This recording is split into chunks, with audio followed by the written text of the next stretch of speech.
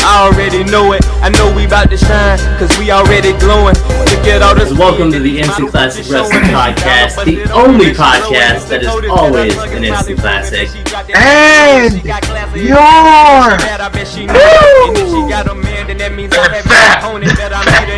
and we want to punch Jim Cornette in the face repeatedly until he bleeds because he's stupid.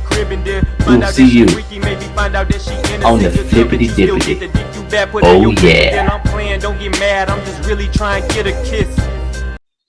What's going on, everybody? Welcome in to the Instant Classic Wrestling Podcast, the only podcast that is always an instant classic. I'm excited. My mouth is not numb anymore. It don't feel like I got a feeling of nothing today. I feel like I just woke up and then I came home. But I'm excited. I expected my mouth to still be numb for this for some reason. I don't know why.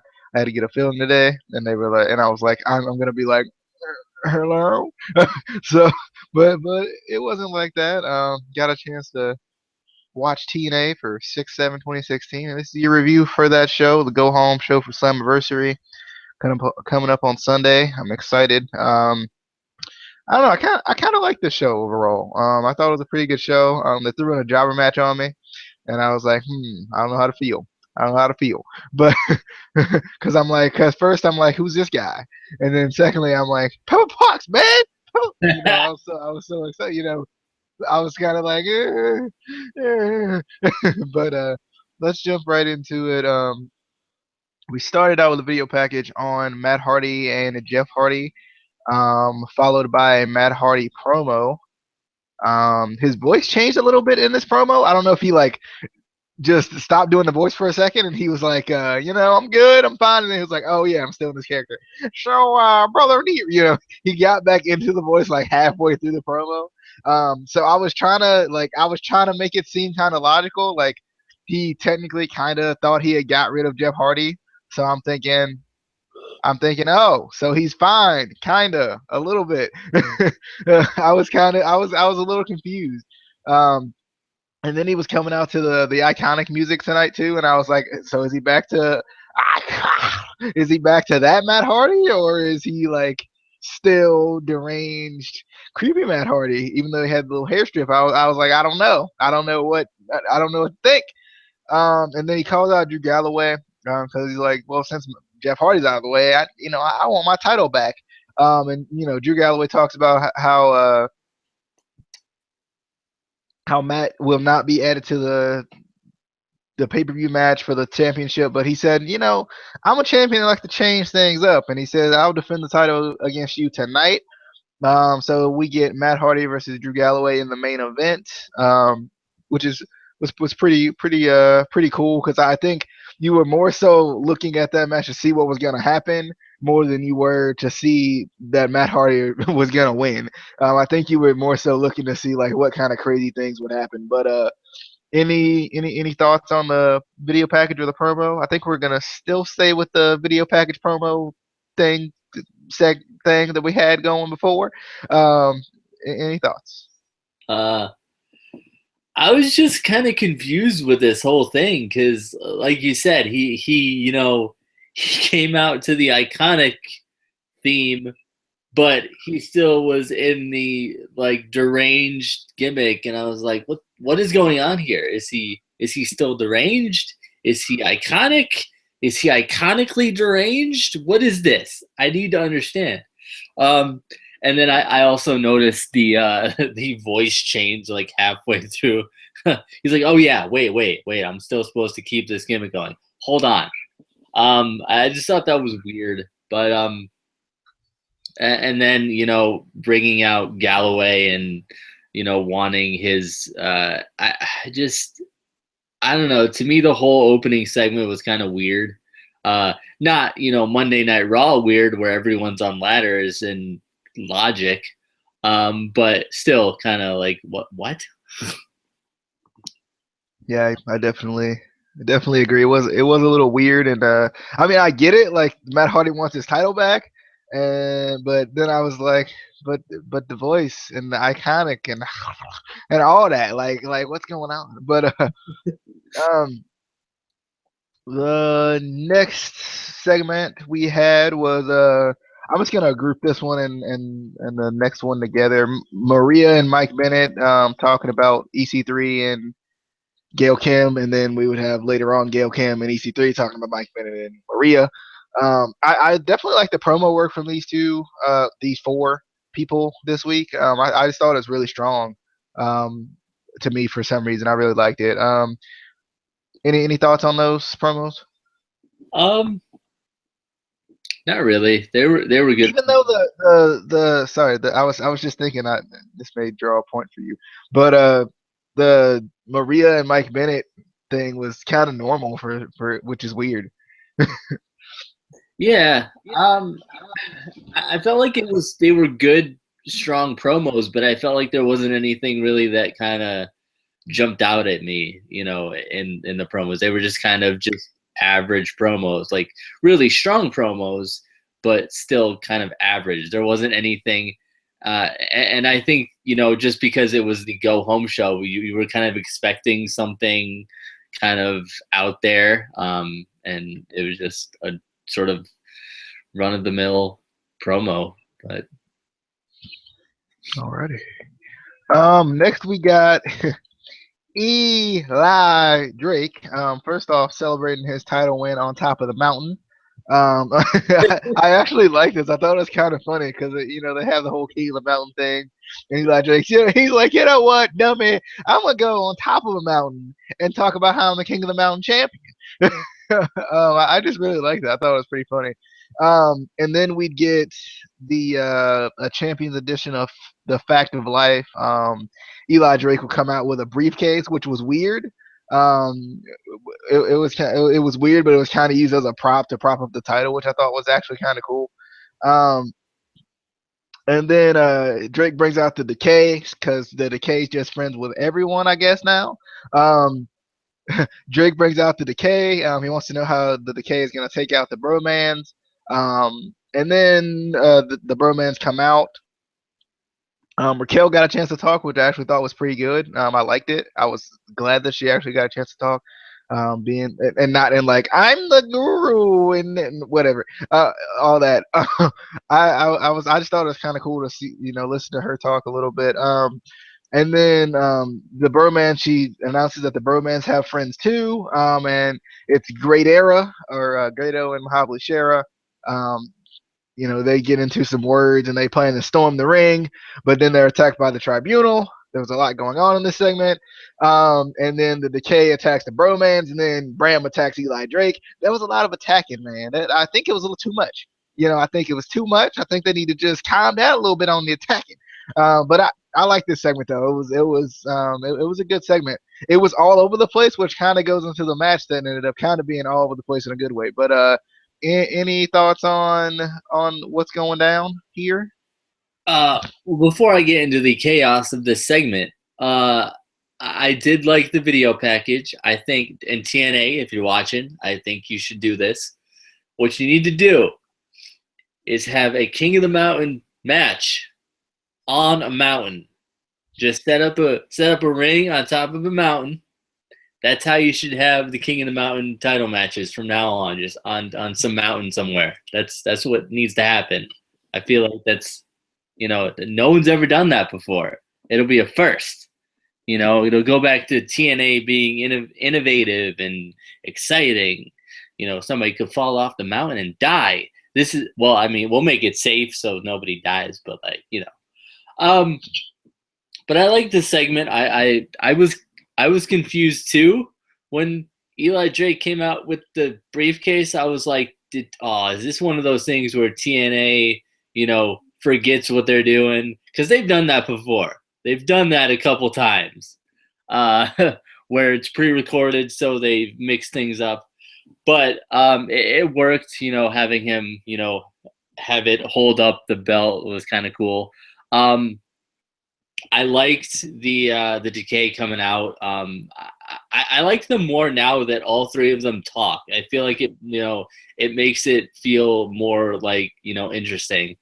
And plus, wait! Quick question: did you notice that Abyss is beautiful?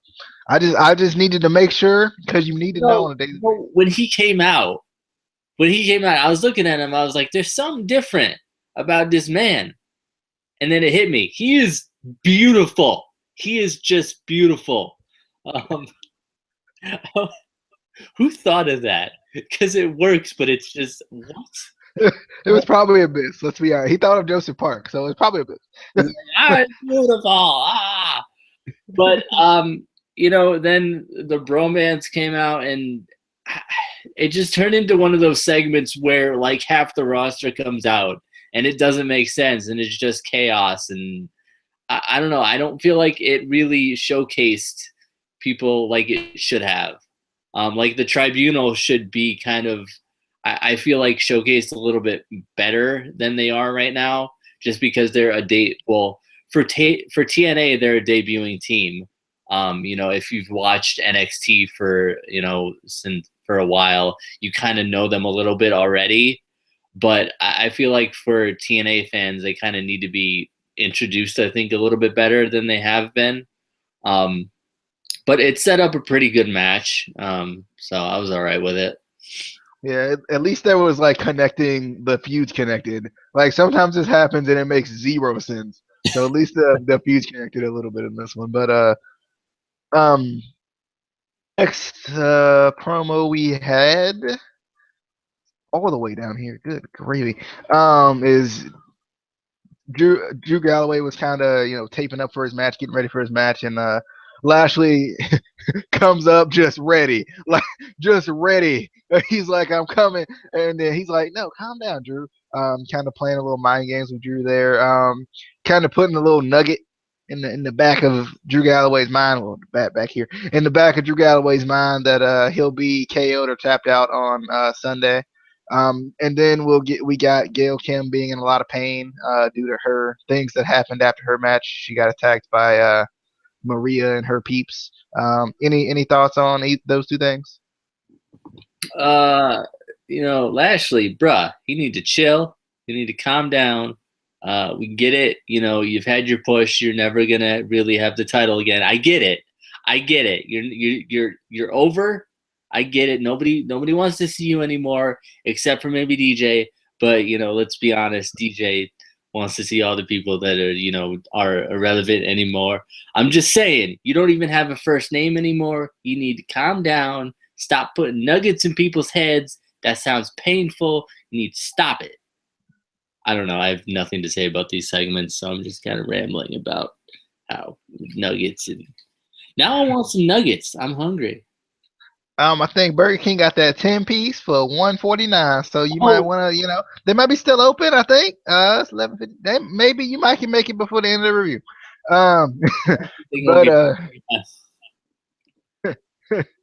But next we got Willow having some things to say about surprises. Throughout the night we had some different, like, Willow, he's breaking in to the TNA broadcast throughout the night, and then he cut a little promo.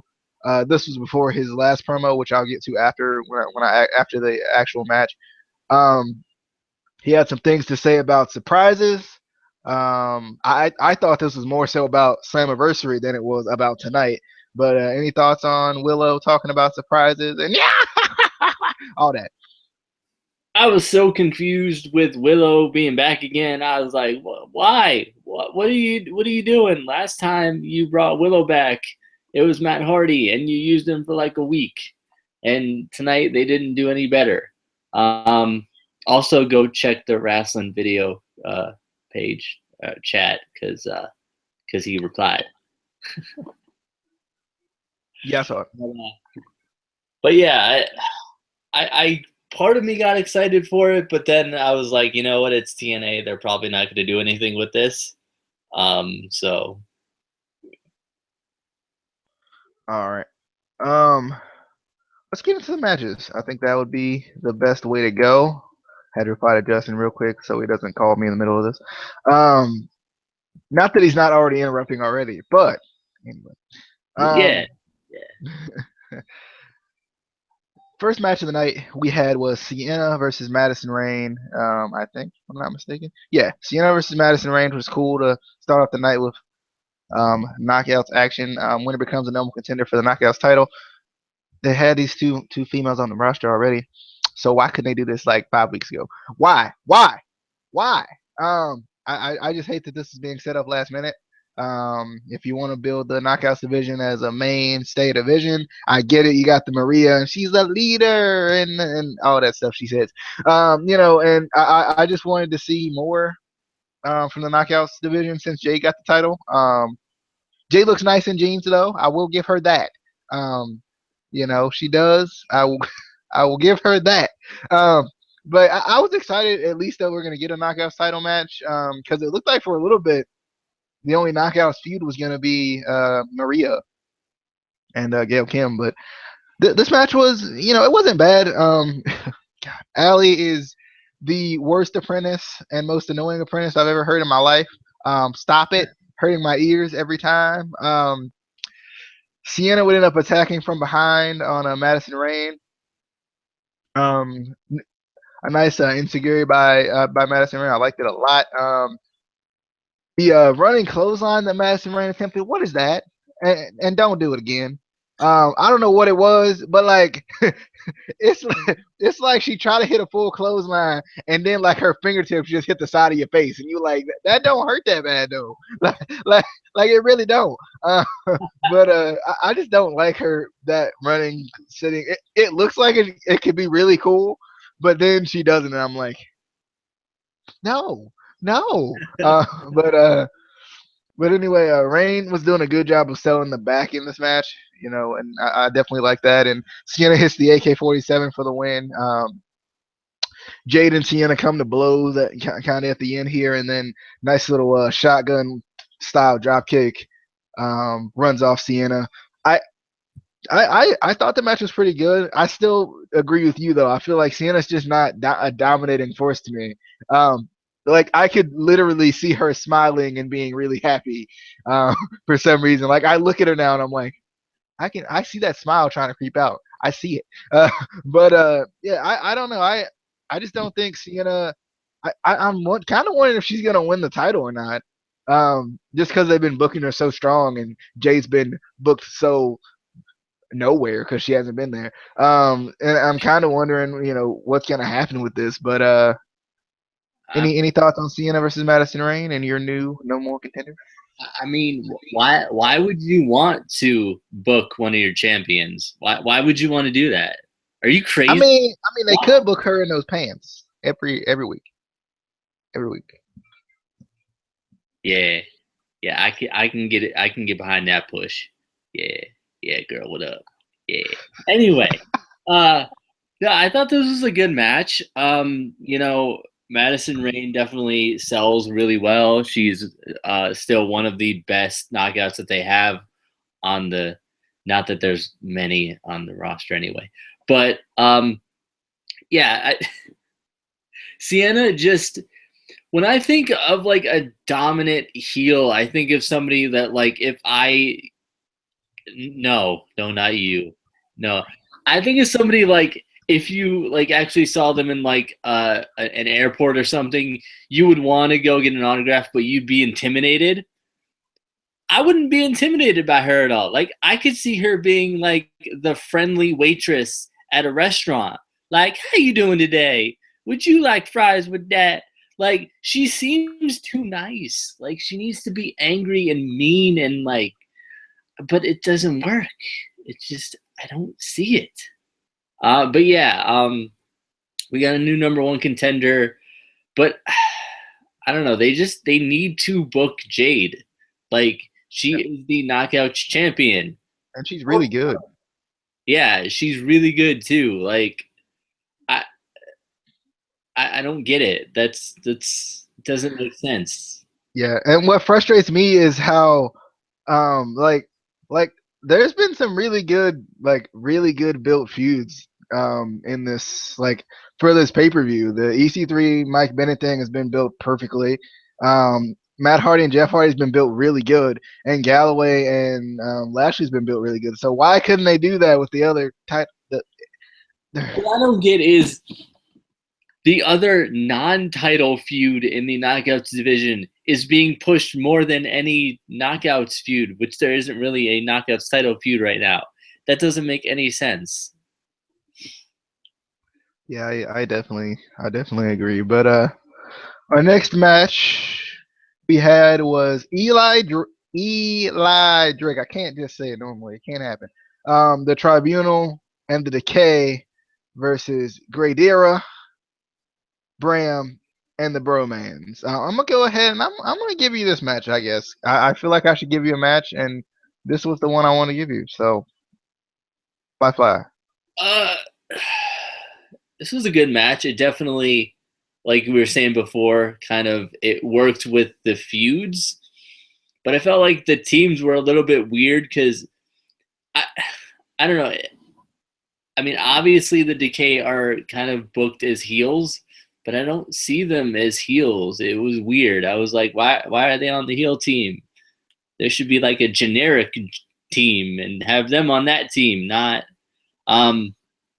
but definitely a good match. We definitely got to see a good amount of wrestling from the Tribunal, so we kind of got a little bit of an idea what they're kind of about, which was good. I swear, if Al Snow blows that damn whistle one more time, that was one thing I could not stand. That I was trying to watch this match, and that damn whistle. Somebody else does that. Who is that? Somebody else. There's another manager that blows a whistle. I can't remember for the life of me who it is. Oh, back in ECW, I think. Yeah. Oh yeah, it was RVD's manager. Hey, I can't think of his name right now. I can't even think of his name either. Yeah. But yeah, that's what that reminded me of. I was like, it wasn't as annoying though. Like this one was just. I don't know if he was like right in the like they had like a microphone on that thing, but it was so loud. Like at least RVD's manager wasn't as loud. But I definitely agree. I like these. I like this match. I thought it was everywhere, but in a good way. Like it wasn't like one of those things where it was crazy, but it wasn't. It didn't get crazy, and everybody's like, "Oh, let me hit my finisher, and that's it, and we win." I kind of like that there was more to it than just that. When it broke down, it still was still a little bit more organized and still a little bit more to the match than just it breaks down and that's the finish. So I definitely like that. I still want Grado to come out with that ICW title. I don't know if he still has it, but I want him to come out with that freaking title. I think it would be freaking amazing. Especially considering I feel like Tina has to have some sort of a decent relationship with ICW if they still let him go back or whatever. I think definitely that would be something that would be cool for TNA to do. Is kind of let these guys, if they have a world title somewhere else or any title somewhere else, let them wear it. Because I think that's kind of cool with what Ring of Honor does. They do that sometimes too, but especially with these indie titles. But yeah, I thought this match was pretty good. The shots were really stiff from Abyss in the corner. I liked it. I'm in love with the Tribunal. In love already. I don't know what it is, but I just like them. I just really like them. And then Eli ends up winning with a low blow. And then that freaking knee lift clothesline combo was amazing. Was like one of the greatest things I saw tonight. That clothesline looked like devastating. Shout out to Grado and shout out to Eli Drake on that. But you had something to say, I think. I was just gonna say I agree that he needs to bring the ICW title, not to be confused with the ICWP title. We need to get on that. We need to get a belt. No, not that one. That's the light heavyweight title. That is not the IC. No, that is not the right one. No. Alrighty. Let's see here. The next match we had was Mike Bennett and Maria.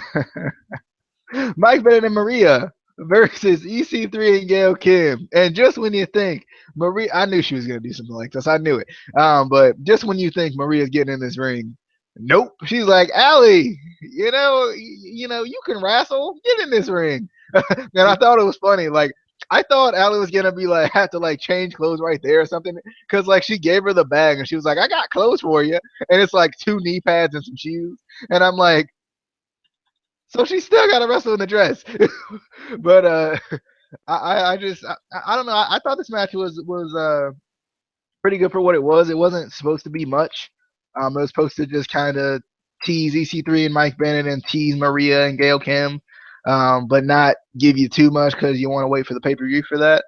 Um, I liked the front kick reversal that Ali did on the Eat the Feet. I thought that was nice.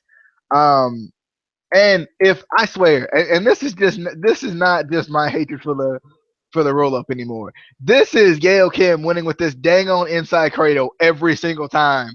When's the last match you've seen she hasn't won with that dang on inside cradle? Tell me.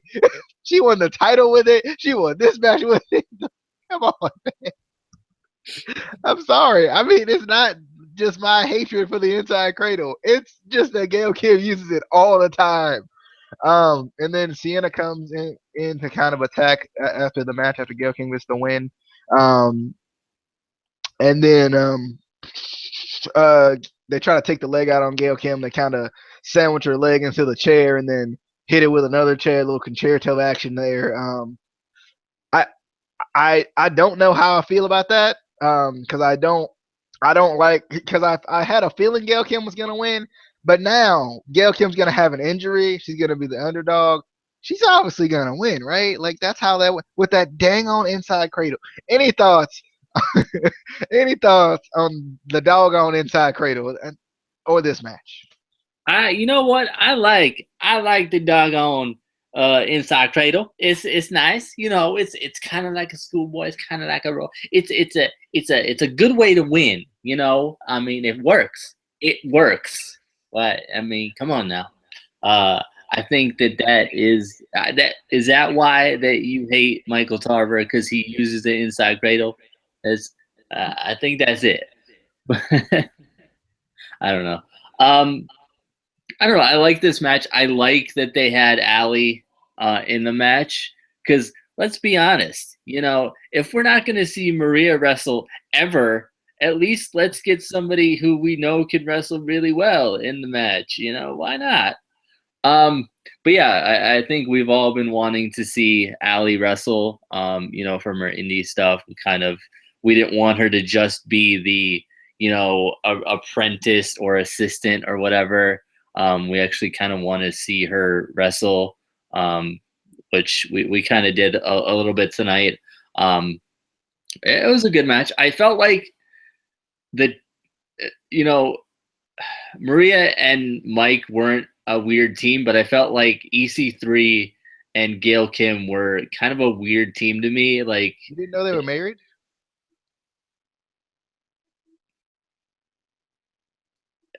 EC3 and Gail Kim. Yeah, they're married. It's a real thing. I'm sticking to it. No. Robert Irvine is married to Gail Kim. I'm going with EC3. EC Irvine. What the hell? I'm married to Rosemary apparently. So I mean, I believe anything now. I don't know. But yeah, it was a good match. Yeah. Alrighty. Next we got Eddie Edwards versus Trevor Lee, and they booked this match, and I was like, why isn't this on Slammiversary? Why are we seeing this now? I don't want to see it now. Nope. No. But when is Davey Richards coming back? I'm just wondering, because Eddie Edwards has been on his own for a long time, it seems like. But I do like that he's getting some chances at singles action. I thought this match was going pretty well. Eddie Edwards tried to get a jump on the action. Trevor Lee takes advantage off the distraction. That like kind of a catching Blue Thunder Bomb was nice by Eddie Edwards. A little kind of even new. I haven't seen him do that one before. Looked like he was going for the double foot stomp, but Andrew Everett comes in and pushes him off the turnbuckle into a jumping knee because that man can hit a jumping knee out of any move ever, I guess. Good gravy. But I loved it. DJZ comes out to even out the odds. Helms hits Eddie Edwards with the title, and Trevor Lee rolls him up for the win. Any thoughts on this match? And we also got a Slammiversary match. Fatal 4-way for the X Division Championship. Eddie Edwards versus Trevor Lee versus Andrew Everett versus DJZ. I'm cheering for DJZ because he's my boy, and I just watched a documentary on him. But he's my boy still. Any thoughts on any of those things? I would root for DJZ because I just met him Saturday, so it was cool. It was a cool guy. But he's not gonna win. But I'm sorry, it's just not. He's just not gonna win. He's not. It's gonna be Trevor Lee or Andrew Everett because they're gonna keep it. Andrew Lee. It's gonna be Andrew Lee, and they're gonna cut the title in half like they cool. It's just gonna happen. But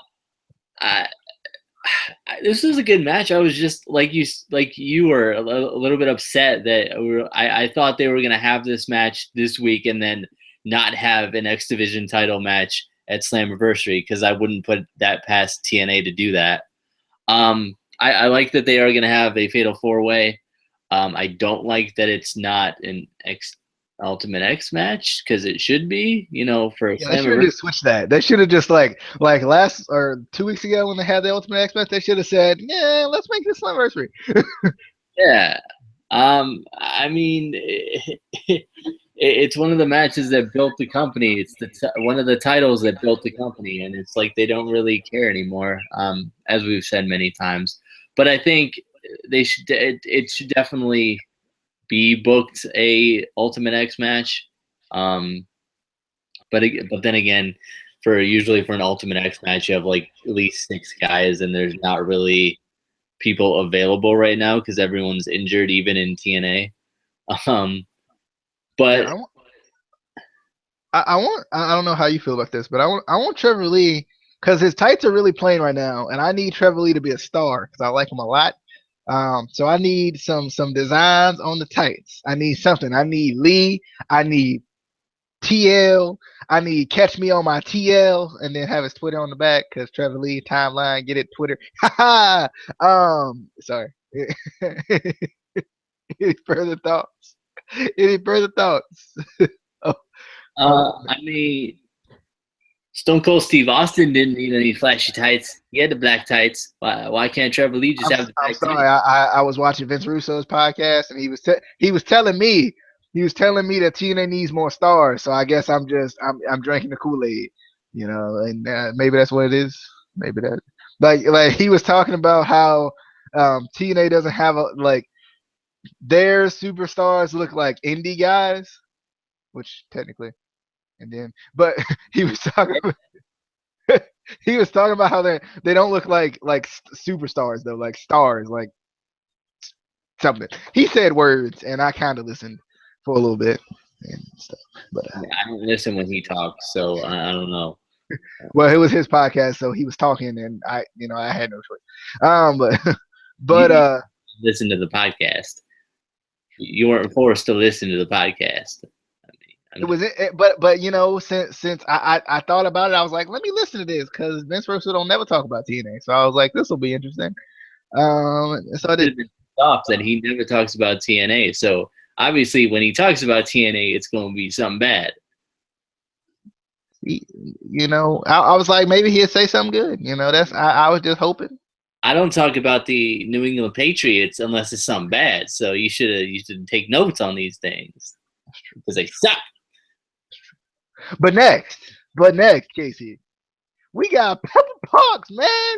Pebble Pox, so excited. I'm already excited. I'm excited. Pebble Pox, man. We got Pebble Pox, Braxton Sutter, whatever they try and call him. Pebble Pox. Going up against some dude that was already in the ring.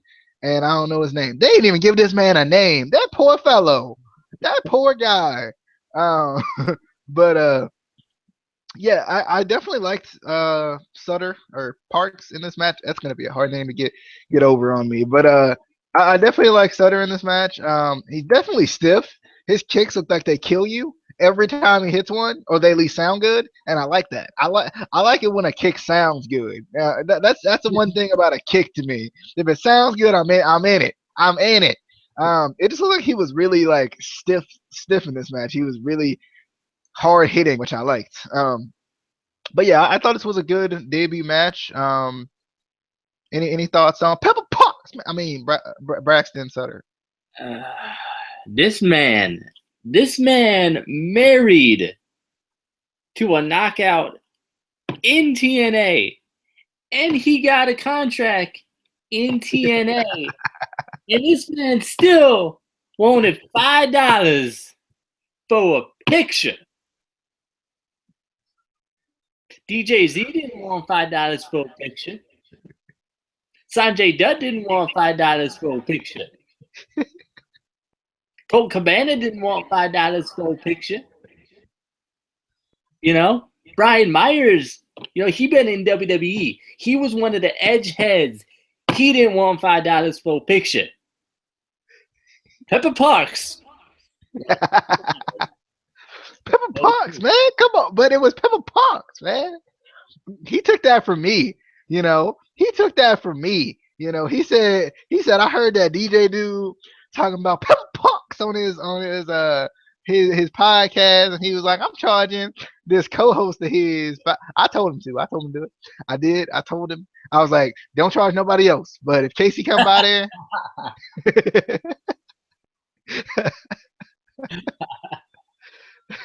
Whatever. No, I don't know. It looked like a good match from what I saw, but I automatically didn't like it because other dude didn't even get a name. How am I supposed to get into a match when I don't even know who your opponent is? Come on now. Come on. Yeah, I agree. I was like, oh, why? Come on. I thought you were going to say you went into it because he charged you $5. That too. He was like, yeah. And then his promo at the end where he's like, that's no BS. And I was like, you know what's BS? $5 for a picture. All right. Sorry.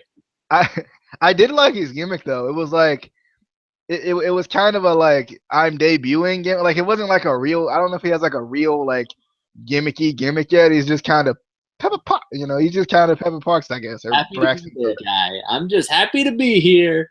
What up, JB? You a man. And he's got the beanie. You know, he's got the beanie club. You know, he's got it going. Him and Baron Corbin. You know, he's basically Baron Corbin. Basically. Yeah, he was cool. And Baron Corbin probably charges like $10. But anyway.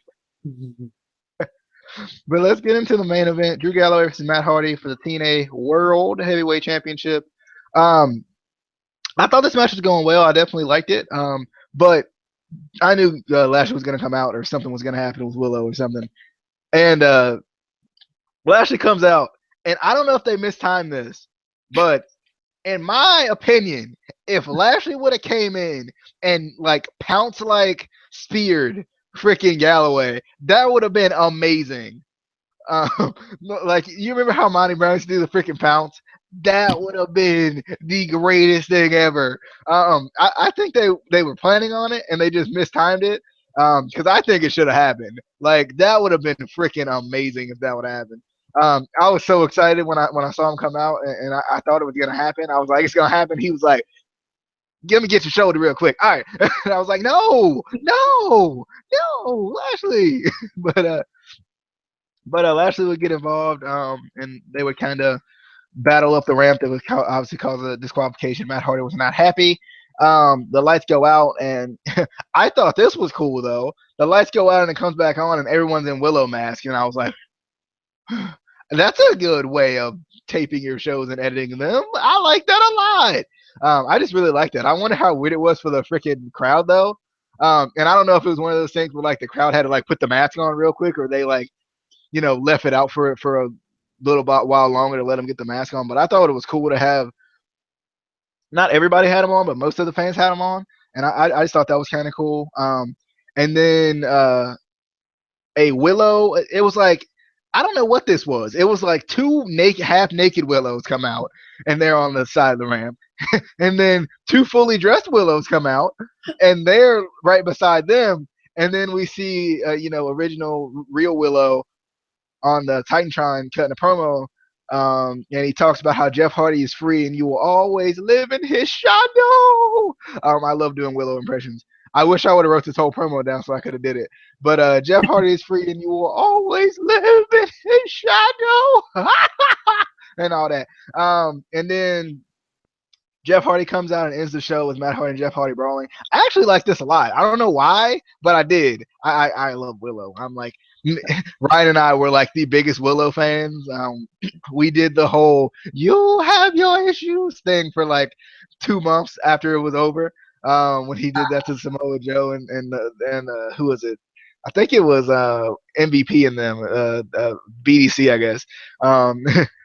But I definitely like this. I thought it was cool. I thought it was. I even though we knew it was Jeff Hardy with the towel on, I thought that was cool. Jeff Hardy has gotten completely lazy with his face paint. Completely, he just come out there. All right, cool. You know what? I think girls should start doing that with their makeup. They're just gonna put it on their hands, and then when they walk into the building, they just be like, just put a little bit on. I think I got the new what is it? L'Oreal. Y'all need to book me for y'all's marketing team. I got y'all. but I actually like this a lot. I like that it kind of ended in a brawl, and I like that Lashley and Galloway ended in a brawl. All we needed was freaking EC3 and Mike Bennett just brawling out just anywhere, like at Mike Bennett's house or something. But I actually like this. I guess after you give your thoughts on this, we'll talk about Slammiversary, the matches that we have. Any thoughts on that, I guess? Any thoughts on this, though, before we get into that? It was a good match. Wasn't anything I didn't think too special. I kind of wanted to see the pounce too. They need to bring that back. I'm just saying, you have a six-sided ring, it works. Why not use it? This, I have to say, tonight was the easiest job for those 4 indie wrestlers that they booked to be Willows, because they literally, like, you're going to go out to the stage, you're not going to do anything, you're just going to stand there. I don't know. I kind of wanted to see the Willows involved somehow, like have them come down and attack Matt or something. But if they came down and attacked Matt, we got to, like, expected there's somebody signing to TNA. Yeah, I don't know. It just felt like pointless to have the Willows come out. I mean, I get, Matt Hardy's free, whatever, but I don't know. It just doesn't make a lot of sense to me, this whole thing. They could have just not had Willow come back and just done something with Matt and Jeff, and it would have been fine. I think adding the Willow thing into it built up false expectation, like we were gonna get like Willow back for a match or something, and we're not. So it's kind of like, what's the point? Unless you're just trying to sell Willow masks. I mean, but then you just gave the crowd a bunch of Willow masks. TNA, you're not doing a good job. I do like it is a more consistency thing when Jeff Hardy said, you never know what I'm going to come back as. I do like that. Come to think about that from back in the day, but Slammiversary is Sunday. I think the only thing I have an issue with is there is no Tribunal on Slammiversary as of right now. I just kind of wanted to see him debut on Slammiversary. But I think what's gonna happen is they gotta save something for the live show, and I think that may be what it's gonna be. Grado and Shera versus the Tribunal. I'm thinking that's probably gonna be something they're gonna put on the next live show. I'm kind of wondering what kind of crazy things are gonna happen on the live show, if anything, because usually that's how it is. But any thoughts on Slammiversary? Anything you think they're missing, or you think is gonna happen or anything? I mean, I'm excited for it. Like we said, I wish the X Division title match was an Ultimate X match, just because, I mean, it makes it feel bigger, especially for Slammiversary.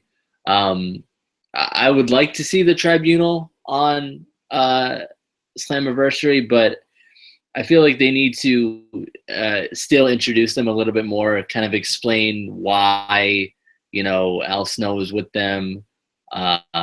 Explain why they gotta have French flags on the booty. We know that they're French. You don't need to have French flags on the booty. I'm just saying. Yeah, I would definitely like to see them on the card just because I want to see more of them to see what's going on with that.